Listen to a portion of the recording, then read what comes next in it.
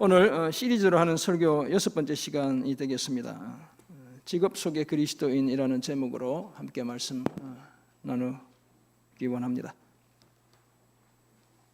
우리가 잘 아는 아주 유명한 소설가 중에 톨킨이라는 분이 있죠.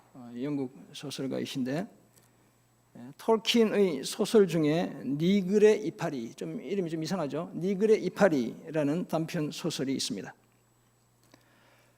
톨킨이 반지의 제왕, 호빗이라는 작품의 저자잖아요. 반지의 제왕을 집필하던 톨킨이 어느 순간 막다른 골목에 부닥쳤습니다. 글이 안 써지는 거예요. 왜냐하면 우리가 영화를 보면 알지만 가상의 언어, 가상의 문화들을 만들어내야 하는 것이죠. 잃어버린 신화들을 찾아와서 그 문화와 언어들을 만들어내는 거예요. 여태까지 세상이 보지 못했던 소설을 써내려 간다는 것이 결코 쉬운 일이 아니었죠. 하필 그때 2차 세계대전이 발발했습니다. 구상했던 작품을 끝내지 못할 것 같은 두려움이 밀려들었습니다. 다행히 톨킨은 그때 나이가 좀 많아서 징집 대상은 아니었지만 그래도 전쟁의 포화 때문에 작품을 미처 마치지 못할 것 같은 생각을 하게 되었죠.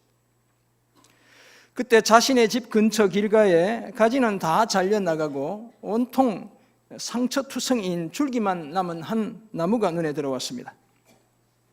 자신이 쓰다만 지금 못 쓰고 있는 작품이 바로 그런 운명일 수 있겠다는 생각을 했습니다. 그러던 어느 날 아침 눈을 뜨기 무섭게 짤막한 이야기가 떠올랐습니다. 때마침 한 출판사의 원고 청탁을 받게 되었고 니글의 이파리라는 제목으로 편집부에 보냈습니다. 이 소설에서 주인공 니글은 그림을 그리는 화가입니다. 이 니글은 그런데 비능률적으로 일하고 사소한 일에 쉽게 시간을 낭비합니다. 이제 니글이라는 말 자체가 그런 의미를 가지고 있거든요. 이런 니글에게 꼭 그리고 싶은 그림이 있었습니다. 이파리 하나를 그리는 것에서 시작해서 나무 한 그루 전체의 이미지를 늘 마음에 품고 살았습니다. 그리고 그 나무 뒤로 펼쳐진 멋진 세계를 상상했습니다. 그런 그림을 그리고 싶은 거예요. 그래서 사다리를 타고 올라가야 할 만큼 큰 캔버스를 준비했습니다. 앞에 그림 보셨죠? 사다리를 타고 올라가서 막 그림을 그려야 되는 거예요.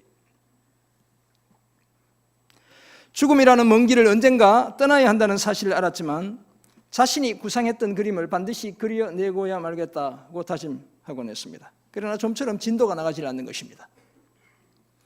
그렇게 될 수밖에 없었던 이유는 우선은 니글 자신이 나무 전체를 그리기보다 이파리에 공을 들였기 때문에 그래요. 또 다른 이유는 니글의 마음이 너무 따뜻했기 때문에 그렇습니다. 그래서 이웃이 부탁하는 일을 하느라 쉴 새 없이 그림을 그리다 말고 붓을 놓는 거예요. 이웃이 이것 해달라면 이것 해주고 저것 해달라면 저것 해주고 계속 하다 보니까 그림에 집중하지 못하는 것이죠. 이웃 남자 페리시라는 남자는 한시도 니글을 그냥 내버려 두지 않고 도움을 요청했습니다. 어느 밤 니글은 자신에게 시간이 얼마 남지 않았다는 사실을 알았습니다. 그런데도 이 페리시라는 이웃 남자는 자신의 아내가 아프다며 빗방울이 떨어지는 차가운 거리를 달려가 의사를 불러와 달라고 성화였습니다. 그 심부름까지 한 니글은 결국 독감이 들었고 고열에 시달렸습니다. 아픈 몸을 이끌고 그림을 끝내보려고 발버둥 쳤지만 죽음의 사자가 찾아온 거예요. 더 이상 피할 수 없다는 사실을 알게 되자 그림도 다 못 그리고 이제는 피할 길이 없다는 사실을 알게 되자 눈물이 월칵 쏟아졌어요. 그렇게 세상을 떠나고 말았을 때 니글이 남긴 그 큰 캔버스, 사다리를 타고 올라가야 그림을 그릴 수 있는 그 캔버스 위에 오롯이 뭐만 남아있게요? 이파리 한 장만 남아있는 거예요. 그렇게 그린 그림이 오직 이파리 한 장이었어요. 이 그림은 마을 박물관 후미진 곳에 전시되었습니다. 이 작품 이파리, 작가 니글 이렇게 딱지가 붙어 있었지만 아무도 이 작품에 눈길을 주지 않았습니다. 그렇게 오랫동안 그것에 걸려 있는 거예요. 저는 이 글을 읽으며 제 자신이 화가 니글과 같은 인생을 살고 있다는 생각이 들었습니다. 무엇인가 원대한 꿈을 꾸지만 몹시도 집착하는 작은 일과 주변의 많은 요청들 때문에 작은 꿈조차 이루지 못한 채 살아가기 때문입니다. 이제 전쟁보다 더 무서운 독감 때문에 아마도 미완성인 채로 먼 길을 떠나야 할지 모르겠습니다. 달랑 이파리 하나만 남긴 채 또 다른 미지의 세계로 건너가야 할 그런 때가 다가오고 있다는 생각을 제가 가지고 있습니다. 그렇다면 성도님, 여러분들의 꿈은 과연 어떻습니까? 제 꿈이 이런데 여러분들의 꿈은 과연 어떤 것이냐는 것이죠. 여러분들이 살아오며 꿈꿨던 그 꿈은, 그 큰 꿈은 과연 무엇이며 그것을 포기하고 이루고자 했던 또 다른 작은 꿈들은 과연 무엇입니까? 만약 그 작은 꿈조차 미완성인 채로 끝나버리고 만다면 우리는 인생을 제대로 살지 못한 것일까요?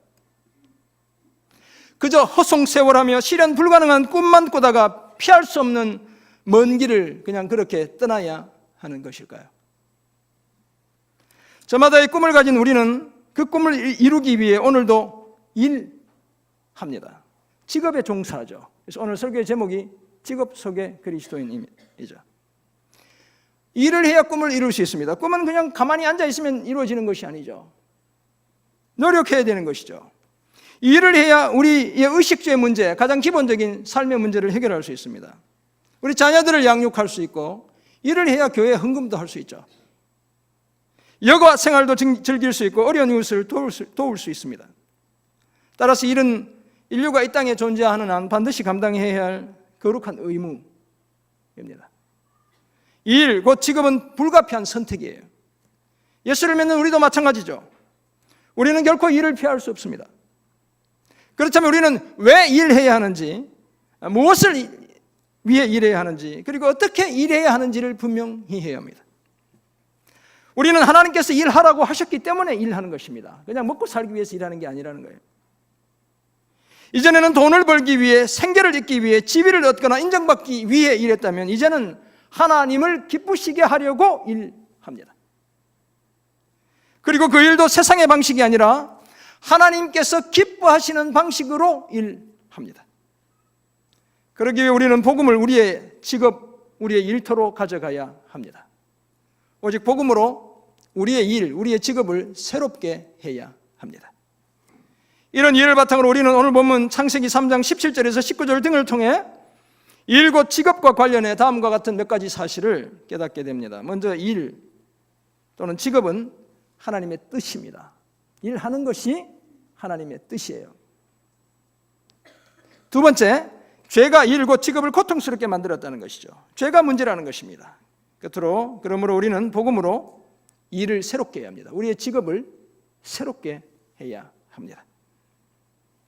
도시 속에 그리스도인으로 살아가는 우리는 산 위에 있는 동네에 사는 사람들이죠.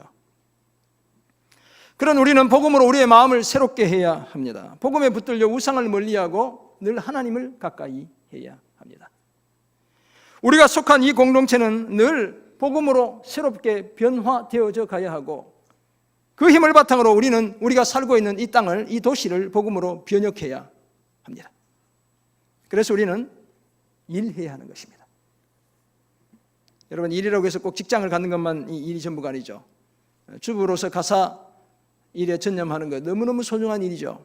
저희 아내는 얼마 전에 그러더라고요. 다시 태어나면 애 키우는데 전념할지도 모르겠다는 얘기 하더라고요. 요즘 제가 번역한 거 열심히 번역하더니 사람이 변해가지고 전업주부로 자녀들 길러내고 가정을 세우는 것 너무너무 소중한 일이죠. 다 같은 일인 것입니다. 성경에서 일을 제일 먼저 시작한 분이 누굽니까? 하나님이에요, 여러분. 창세기 1장에 따르면 하나님은 창조주로 일하셨습니다. 하나님의 직업이 창조주예요. 그래서 창세기 2장 2절은 이렇게 말씀하고 계시죠. 하나님이 그가 하시던 일을 일곱째 날에 마치시니 그가 하시던 모든 일을 그치고 일곱째 날에 안식하시니라. 여기 일이란 말이 두 번 등장하고 있죠. 무라카라는 히브리어가 사용되고 있는데 하나님이 일하셨다는 거예요.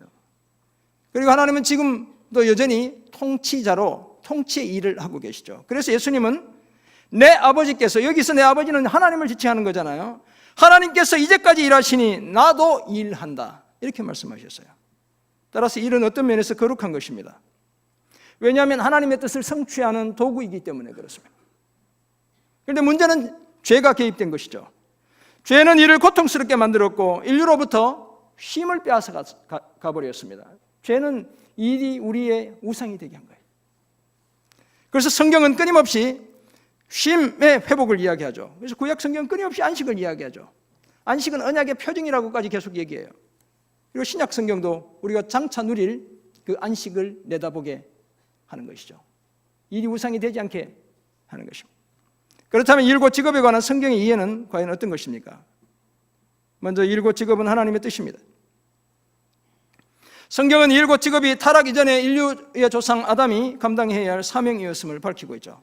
창세기 2장 15절을 보면 그렇게 말씀합니다. 여호와 하나님이 그 사람을 이끌어 에덴 동산에 두어 그것을 경작하며 지키게 하시고 이렇게 말씀하죠.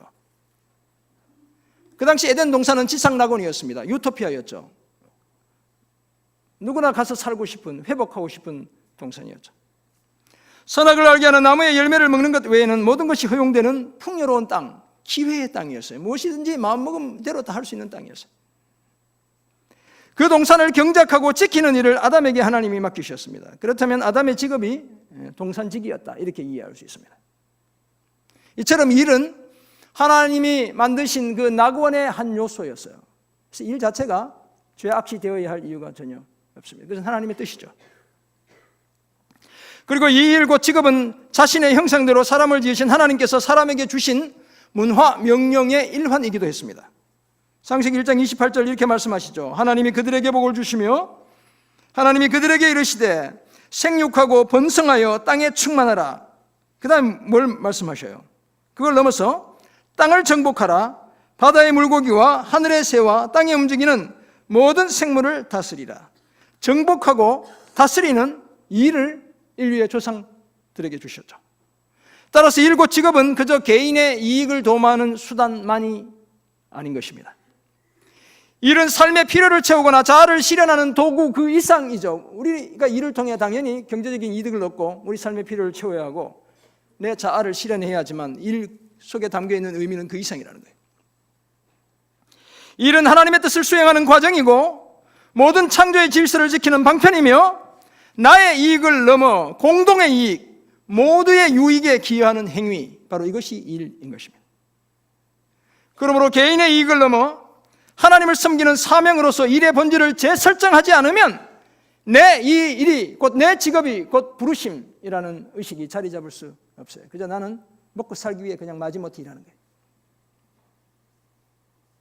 이 일 곧 직업에는 선한 의지와 감정과 마음과 뜻이 모두 필요한 것이죠. 소명의식이 필요합니다. 당연히 그 속에 우리의 복음적인 신앙이 묻어나게 해야 합니다. 사랑하는 성도 여러분, 저와 같은 이런 사람, 목회하는 사람의 이 직업이라고 하면 또 싫어하는 분 계시지만 목회를 뭐라 그래요? 통상 소명이다 이렇게 얘기하죠. 콜링이다, 부르심이다 이렇게 얘기합니다. 마찬가지로 여러분의 직업이 소명인 것이에요. 여러분의 직업이 부르심이에요. 다 같은 하나님의 부르심이죠. 그래서 영어로 직업을 뭐라고 얘기하냐면 vocation이라고 이야기해요. 라틴어 voco라는 단어에서 온 거거든요. 이 voco라는 말은 제가 저기 풀어놨지만 부르다는 뜻을 갖고 있어요. call이라는 뜻이 있죠. 소명을 영어로 calling이라고 하잖아요. 그래서 직업은 vocation이고 부르심이고 calling이고 소명이고. 제가 하는 목회나 여러분들이 종사하는 가사의 일이나 직장에서의 일이나 경영하는 사업이 다 소명인 것입니다. 더구나 오늘 우리의 일 곧 직업은 희생과 섬김의 복음적 가치가 실현되는 삶의 도장이죠. 그러므로 우리는 소명의식을 가지고 죽게 하듯 일해야 합니다. 맡은 일이 비윤리적, 비도덕적, 불법적인 일이 아니라면 그 일을 일단 성실하게 감당해야 되는 것입니다. 내가 하는 일을 통해 모두에게 유익이 되고 내 삶은 주님의 은혜로 채워지는 그런 기대를 늘 가슴에 품고 일해야 하는 것입니다. 우리는 오늘도 여전히 하나님이 창조하신 세상이라는 동산을 지키는 동산지기의 사명을 감당하는 사람들입니다. 그러므로 이 동산, 우리가 살아가고 있는 이 도시, 이 팔달구, 이 화소동, 여러분이 살아가고 있는 각 그 도시를 성실하게 가꾸며 지킬 책임이 저와 여러분에게 있는 거예요. 우리의 게으름은 철저히 배격해야 합니다. 게을러 가지고 어떻게 일을 할 수 있겠어요? 그래서 사도 바울은 누구든지 일하기 싫어하거든 뭘 못하게 하라고요? 먹지도 말게 하라라고까지 말하는 것입니다. 보내심을 받은 각자의 일터에서 하나님의 뜻을 따라 신실하고 성실하게 일하는 저와 여러분 모두가 되시기를 주님의 이름으로 축원합니다. 아멘. 그런데 안타깝게도 죄가 일과 직업을 고통스럽게 만들고 말았습니다. 여러분 일하기 싫어하는 분 많이 계시잖아요. 좋아하는 분도 계신데 저희 아내는 일하는 걸 좋아해요. 제가 보면서 그런 분 지금까지는 처음 봤습니다. 지금 거의 55세 이상을 살았는데 일을 저렇게 좋아하는 분은 처음 봤는데 우리 대부분은 막 일하기 싫어요. 네. 그죠? 이게 다 이게 죄 때문이라 이제. 오늘 보면 창세기 3장 17절에서 19절은 일과 직업이 거룩한 소명에서 고통스러운 수고로 인식되기 시작하는 과정을 소개합니다. 아내의 말을 듣고 하나님께서 먹지 말라고 명령한 선악을 알게 하는 나무의 열매를 먹은 아담으로 인해 땅이 저주를 받았죠. 17절이 그렇게 말씀하잖아요. 아담에게 이르시되 네가 내 아내의 말을 듣고 내가 네게 먹지 말라 한 나무의 열매를 먹었은즉 땅은 너로 말미암아 저주를 받고 너는 내 평생에 수고하여야 그 소산을 먹으리라. 이 불순종의 결과가 평생 수고해야 그 소산을 먹을 수 있게 된다는 것이죠. 여기서 말하는 수고, 너는 평생에 수고해야 이렇게 얘기하고 있잖아요. 이 수고는 아주 고통스러운 수고를 지칭하는 거예요. 창세기 3장 16절을 보면 이렇게 기록되어 있습니다. 또 여자에게 이르시되 내가 내게 임신하는 고통을 크게 더하리니 네가 수고하고 자식을 낳을 것이며, 여기 임신하는 고통, 그 다음에 네가 수고하고 이 말과 아담이 지금 노동해서 수고하는 말과 똑같은 단어가 사용되고 있어요. 여자의 임신하는 고통, 곧 출산할 때의 수고와 같은 노동의 수고를 해야 한다라고 말씀하고 있죠. 출산과 경작하는 이 모든 것이 다 고통스러운 노동이 되고 말았습니다. 그래서 영어로 노동을 레이버라고 얘기하거든요. LABOR인데, 그래서 노동절, 미국 사람은 레이버데이 이렇게 얘기하는데, 이 레이버라는 말의 또 다른 의미가 분만, 출산의 의미가 담겨져 있는 거예요. 이 성경에 바로 이 이미지에서 가져오고 있는 것이죠. 18절에 따르면 저주를 받은 땅은 가시덤불과 엉겅퀴를 끊임없이 만들어냅니다. 땡볕 아래서 김을 메고 잡초를 제거하다 새우를 다 보내게 생긴 것입니다. 그렇게 해야 겨우 땅의 채소를 먹을 수 있습니다. 밤낮 없이 일해도 입에 풀칠하기조차 버겁게 되고 말았습니다. 19절 죽는 날까지 얼굴에 땀을 흘려야만 먹거리를 해결할 수 있게 되었습니다. 그렇게 말씀하죠. 내가 흙으로 돌아갈 때까지, 죽을 때까지, 이런 얘기잖아요. 얼굴에 땀을 흘려야 먹을 것을 먹으리니 내가 그것에서 취함을 입었습니다. 너는 흙이니 흙으로 돌아갈 것이니라 하시니라. 흠한 죽음, 흙으로 돌아가는 그 죽음이 끝이라는 거예요. 죽도록 고통스럽게 일하다가 그렇게 죽고 말 것이다, 이렇게 말씀하셨죠. 이처럼 일고 직업이 온통 고통스러운 수고의 가시밭길이 되고 말았습니다. 만약 하나님이 찾아오시고 구원의 길을 내시지 않았다면 우리 인생은 그렇게 끝이 나고 말았을 것입니다. 그저 고통스러운 노동에 파묻혀 살다가 한 줌 흙으로 돌아가야 했을 것입니다. 은혜와 구원의 복음이 개입되지 않으면 인류는 제우스의 저주를 받아 날마다 돌을 산으로 밀어 올리는 그 시지프스와 같은 삶을, 그 고통스러운 삶을, 실존적인 그 삶을 반복할 수밖에 없었을 것입니다. 한편 오늘날 많은 사람들에게도 일과 직업은 여전히 수고스러운 고통의 현장이죠. 우리가 월요일, 내일 아침에 일하러 가기 싫은 분 많이 계시잖아요. 그렇잖아요. 내가 또 애 먹이 살리려고 그냥 간다, 이렇게 생각하면 가시는 분도 계시고, 그렇잖아요. 왜 그럴까요? 직업을 거룩한 부르심이라 생각하지 않고 단지 돈을 버는 수단이나 출세를 위한 과정이라고 생각하기 때문에 그렇습니다. 그것이 하나님이 계시다고 생각하면 우리가 그렇게 싫지는 않죠. 이제 직장은 더 이상 소명의 자리가 아니라 경쟁하고 싸워 이겨야 하는 자리가 되고 말았습니다. 사명을 완수하게 하는 일로 인해 감사하고 행복해하는 것이 아니라 고통스러운 수고의 원인이 되고 말았죠. 그래서 우리가 직장에 가서 일하는 걸 꺼리는 거예요. 그래서 할 수만 있다면 일을 피하려 하죠. 워라벨이라는 말 많이 들어보셨죠? 요즘 못 들어본 분도 계신지 모르겠는데 Work and Life Balance를 요즘 말로 워라벨 이렇게 한대요. 그래서 뭐 이게 주 52시간 이렇게 이야기도 하고 다 이제 이런 그 논리를 가지고 이야기하잖아요. 사실 미사여구를 사용하긴 하지만 우리 본성을 솔직하게 들여다보면 일하기보다 놀고 싶은 우리 본성을 잘 드러내는 그런 표현들이다, 이렇게 말할 수 있습니다. 사랑하는 성도 여러분, 그런 우리는 오늘 오직 너희를 위하여 보물을 하늘에 쌓아두라는 주님의 말씀을 명심해야 합니다. 우리 대부분은 우리가 가장 소중하게 여기는 것이 우리 자신을 바쳐요. 우리 인생을 바치죠. 우리 시간을 바쳐요. 그런데 예수님은 사실 자신이 가장 중요한 보물이라고 이야기하는 것입니다.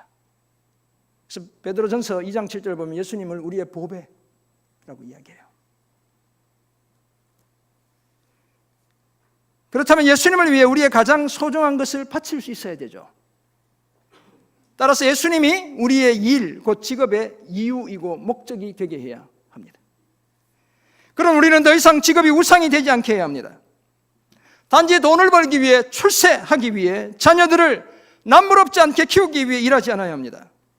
우리는 주님을 위해, 그리스도의 복음을 위해 일할 수 있어야 합니다. 사실 일을 통해 얻게 되는 수입, 그것이 돈이잖아요. 이 돈은 우리의 마음의 우상을 식별하는 가장 좋은 수단입니다. 돈은 우리의 마음의 우상이 어디에 있는지를 보여줍니다. 여러분, 작년에 번 한 해 동안 번 수입을 어디에 가장 많이 썼는지 한번 생각해 보세요. 집을 사는데 가장 많이 투자했죠. 그럼 집이 내 마음의 우상인 거예요. 또 다른 무언가, 차를 사는데 가장 많이 투자했으면 그것이 내 마음의 우상인 거예요. 주님의 교회에 가장 많이 투자했으면 주님의 교회가 우상이고 하나님 우상이니 얼마나 좋겠어요. 그죠? 저는 여러분들이 주신 사례의 3분의 2 이상을 작년에 교회에 헌금했습니다. 그러면 제 우상은 이 교회이고 하나님이시니 얼마나 제가 기분이 좋겠어요. 여러분들의 돈을 가장 많이 쓰는 대상이 우리의 우상일 가능성이 가장 높아요. 미장원에 가는데 가장 많이 썼으면 미장원에 예뻐지는 게 내 우상인 거예요. 뭐 그런 분이 안 계시겠지만, 만일 일과 직업이 이런 우상에 더욱 빠져들게 한다면 우리는 결코 일의 고통스러운 수고로부터 벗어날 수 없습니다. 땀 흘려 일해도 손에 들어오는 것이 없기가 일쑤예요. 여러분, 뭐가 잘못됐는지 한번 점검해 보셔야 합니다. 설령 열매가 있더라도 고통스럽고 심지어 목숨을 앗아가게까지 하는 것이죠. 죽도록 일만 하다 결국 어떻게 돼요? 그냥 그렇게 죽는 거예요, 여러분. 하늘의 보화는 쌓지 못한 채 땅에 뭔가 잔뜩 남겨놓고 그냥 죽는 거예요. 그러므로 이제 우리는 성공의 대로를 따라 무작정 달리지 않아야 합니다. 때로는 적절한 수준에 만족하고 포기할 수 있어야 합니다. 인생이 통째로 일에 빨려 들어가 인생 전부를 망가뜨리지 않아야 합니다. 예배도 방해하고 봉사도 방해하는 그런 일들, 여러분 너무 많이 휩쓸리지 않아요. 직업을 거룩한 소명으로 여기되 우상이 되지 않게 해야 합니다. 하나님보다 더 많은 시간을 그곳에 드리면 그것이 우상인 거예요, 여러분. 우리가 하는 일이 그저 고통스러운 수고로만 그치지 않게 해야 합니다. 복음에 붙들려 소명감을 가지고 일에 임하고 직장생활 감당해내는, 가정에서의 주부로서의 사명 감당해내는 저와 여러분 모두가 되시기를 주님의 이름으로 축원합니다. 아멘. 일과 직업과 관련해서 우리가 취해야 할 마지막 바람직한 태도는 복음으로 일과 직업을 새롭게 하는 것입니다. 제가 지난번도 말씀드렸지만 기독교는 종교가 아니고 복음입니다. 그렇게 이야기할 수 있어요. 단순히 개인의 영혼을 구원하기 위해 붙잡아야 할 신념의 집합이 아닙니다. 이 세상의 모든 것을 재해석하는 구별된 이해 방식이 바로 우리 기독교예요. 다른 종교와는 확연히 다른 종교예요, 우리는. 이것은 일과 관련해서도 마찬가지입니다. 우리는 일 속에서도 예수님이 주인이심을 선포해야 합니다. 복음이 우리의 일의 동기와 태도와 방법에 그대로 투영되게 해야 합니다. 소명의식을 가지고 하나님을 기쁘시게 하기 위해 일해야 합니다. 그래서 우리는 복음을 우리의 일터로 가지고 가는 것입니다. 그곳에서 우리가 감당하는 일, 우리의 직업을, 우리의 직장을 복음으로 새롭게 해야 합니다. 이런 이해를 가진 우리는 하나님과 직업을 결코 분리하지 않죠. 하나님과 일을 분리하는 법이 없습니다. 우리는 이 세상이 전부가 아니며 영원한 천국이 있다고 믿는 사람들입니다. 그렇다면 일에 대한 우리의 시각이 달라져야 하죠. 이 땅의 관점을 넘어 영원의 관점에서 일해야 합니다. 우리의 직업은 우리를 영원한 하나님 나라로 연결하는 가교, 브릿지가 되게 해야 하는 것입니다. 더구나 하나님께서 허락하신 일과 직업은 우리의 소명이죠. 따라서 소명의식을 가지고 하나님께서 보내시는 일 속으로 달려가야 합니다. 각자의 직업 속에서 그리스도의 복음이 꼽히게 해야 합니다. 그래야 우리는 보물을 땅에만 쌓는 것이 아니라 하늘에 쌓아둘 수 있습니다. 게다가 복음은 우리가 일하는 동기를 변화시키죠. 골로새서 3장 23절 24절에 이렇게 말씀합니다. 무슨 일을 하든지 마음을 다하여 주께 하듯 하고 사람에게 하듯 하지 말라. 이는 기업의 상을 주께 받을 줄 아나니 너희는 주 그리스도를 섬기느니라. 아멘. 이처럼 무슨 일을 하든지 마음을 다해 우리는 주께 해야 합니다. 궁극적으로 하늘의 기업을, 하늘의 그 유산을 상으로 주시는 분은 하나님이죠. 더구나 우리는 우리의 영원하신 주 그리스도 예수를 섬기는 바로 그런 자들이죠. 그런 우리에게 이제 하나님이 우리의 상사가 되시는 것입니다. 하나님이 우리의 고객이셔요. 하나님이 우리가 연출하는 연극의 관객이실 뿐만 아니라 우리가 올라서는 그 무대의 감독이시기도 한 거예요. 하나님이 우리의 일을 지켜보고 계시기에 우리는 힘써 일합니다. 뿐만 아니라 우리는 하나님을 위해 일하고 하나님께 일합니다. 그러므로 마음과 힘을 다해 창의성을 발휘하며 일해야 합니다. 그저 그냥 깨작깨작 일하지 않아야 되죠. 최선을 다해 정말 유익하도록 일해야죠. 하나님이 주신 선물과 은사의 선한 청지기가 되어야 합니다. 이런 태도로 일하기 위해 우리는 복음을 직업 속으로, 일 속으로 가져가야 합니다. 사랑하는 성도 여러분, 직장에서 그리스도인으로 산다는 것은 정직한 행동을 하고 동료들에게 친절을 베푸는 것 그 이상입니다. 심지어 개인 전도를 하거나 성경 모임을 인도하는 것보다 더 큰 의미를 가지죠. 무엇보다도 그리스도의 복음과 하나님의 주 되심이 드러나게 해야 합니다.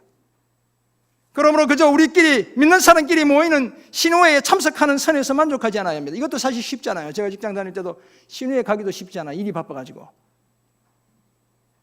일에 대한 성스럽고 속된 것에 대한 과도한 이분법을 배격해야죠. 명백한 범죄 행위는 피해야 하지만 누군가 싫어하는 그 일, 나도 싫어하면 아무도 할 사람이 없는 거예요. 그리고 일하는 동기가 달라져야 합니다. 그래서 높은 보수나 칭찬을 위해 일하지 않아야 합니다. 먹든지 마시든지 무엇을 하든지 하나님의 영광을 위해 우리는 일해야 합니다. 거기에다 구원의 확신을 가슴에 새기고 열정을 품고 일해야 합니다. 항상 마음을 다하여 죽게 하듯 하고 사람에게 하듯 하지 않아야 합니다. 늘 성령을 힘입어 새로운 능력으로 일을 해야 합니다. 그때 우리는 우리의 일과 직업 속에 복음이 꼽히게 하는 거예요.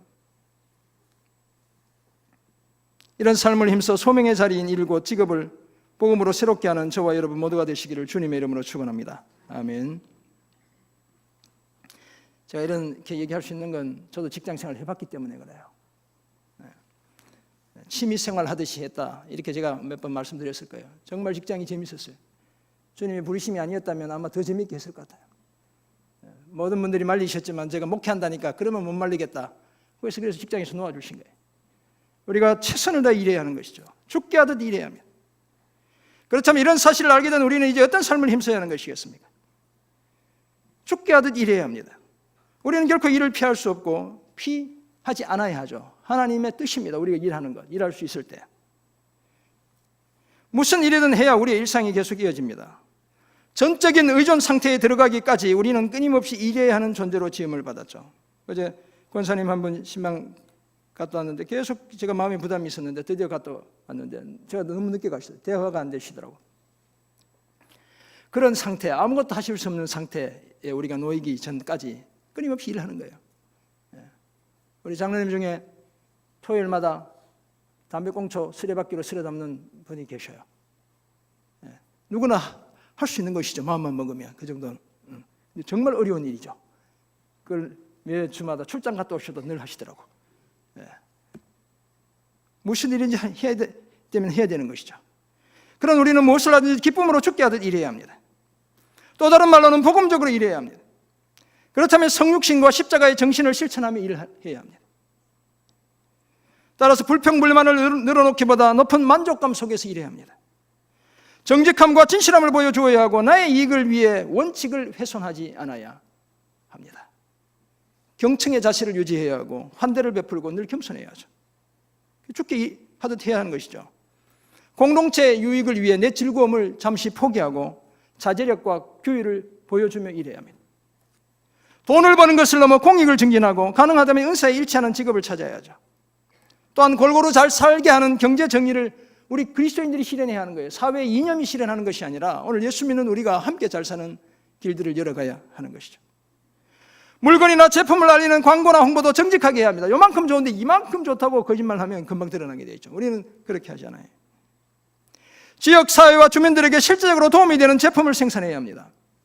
우리는 가급적 공해를 많이 유발하는 그런 산업에 종사하지 않아야 합니다. 우리가 가룟 유다가 되어야 할 이유가 없습니다. 십자가의 길을 완성하는데 가룟 유다가 필요하다고 해서 내가 가룟 유다가 되어야 할 이유가 없죠.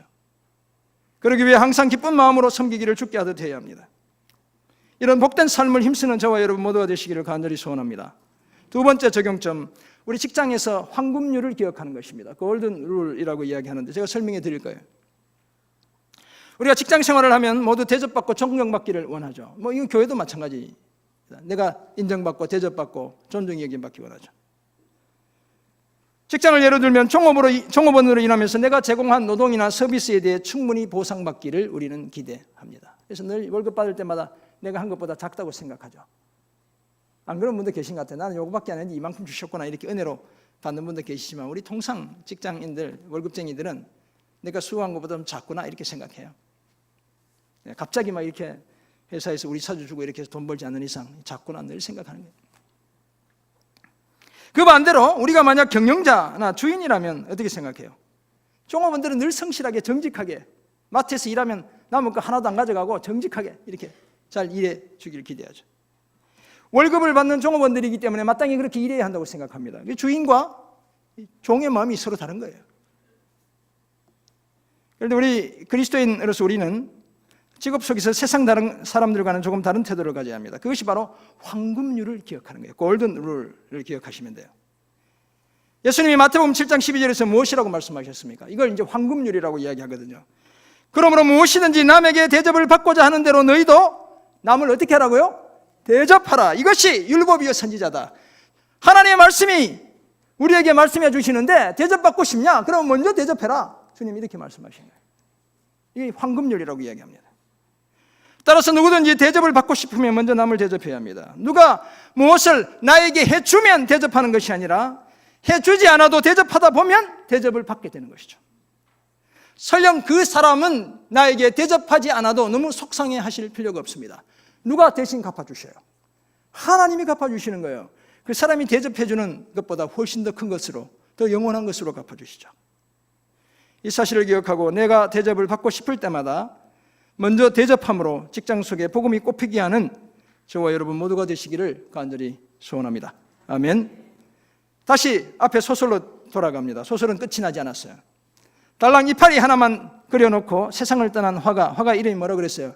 니글이라고 했어요. 니글인데 네. 이 니글은 하늘나라의 높은 산들로 가는 열차에 태워집니다.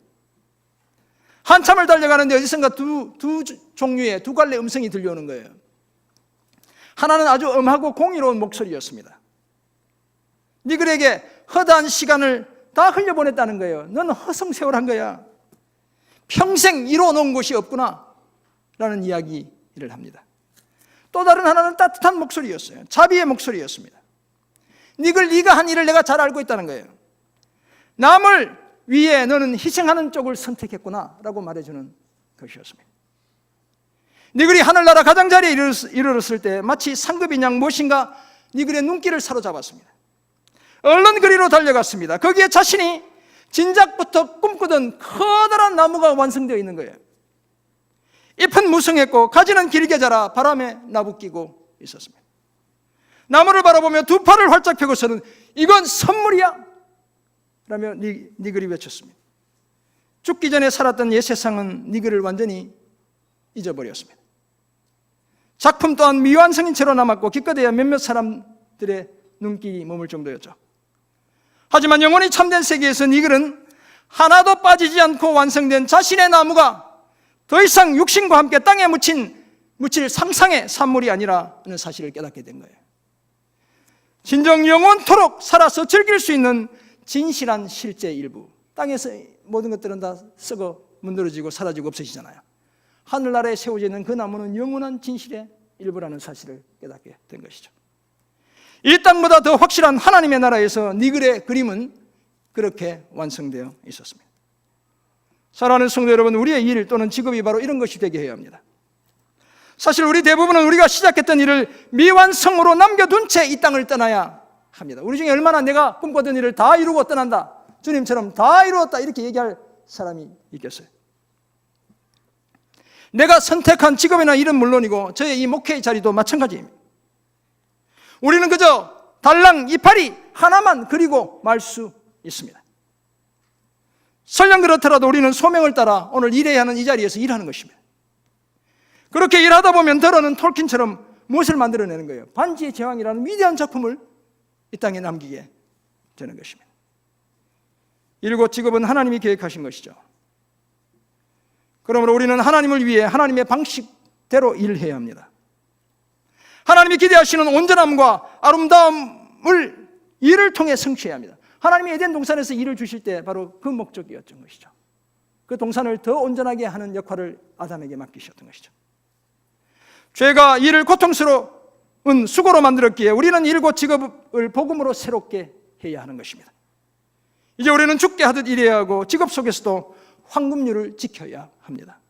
대접을 받기 원한다면 주님이 우리를 먼저 대접하신 것처럼 우리도 서로 대접하며 살아야 합니다. 직업 속에 그리스도인으로서 이런 삶을 힘써 우리의 일곱 직업 속에 복음이 꽃피게 하는 저와 여러분 모두가 되시기를 주님의 이름으로 축원합니다. 아멘. 기도하겠습니다. 하나님 아버지, 오늘 우리에게 주신 귀한 말씀을 기억합니다. 우리가 가정에서 또 직장에서 사업장에서 가게에서 주님 어떤 일에 종사하더라도 주님 그 일이 주님이 주신 소명임을, 부르심의 자리임을 잊지 않게 도와주시고 그곳에 복음이 꽃피게 하는 아름다운 삶을 감당하는 저희들 되게 도와주옵소서. 이런 우리의 몸부림통에 우리가 살아가는 이 도시가 복음으로 변혁되는 놀라운 은혜와 축복 주여 허락해 주옵소서. 감사드리며 존귀하신 예수 그리스도의 이름으로 기도드립니다. 아멘.